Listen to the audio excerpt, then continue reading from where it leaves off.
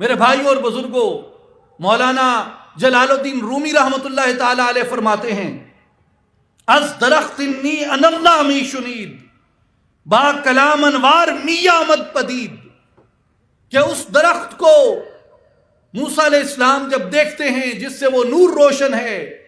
تو وہ آواز انہیں سنائی دیتی ہے۔ اس لیے وہ یہ فرماتے ہیں کہ اللہ تبارک و تعالیٰ کی یہ کرم نوازی ہوتی ہے، اس کی یہ عطا ہوتی ہے،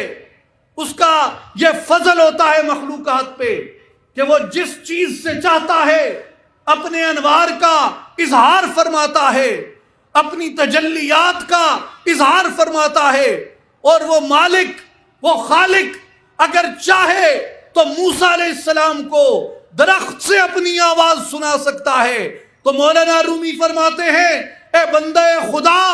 کیا تو نے اپنے آپ کو نباتات سے بھی کم سمجھ رکھا ہے، درختوں سے بھی کم سمجھ رکھا ہے؟ اگر اللہ چاہے تو درخت کے اندر سے اس کی آواز پیدا ہو سکتی ہے۔ اس لیے اے بندہ خدا،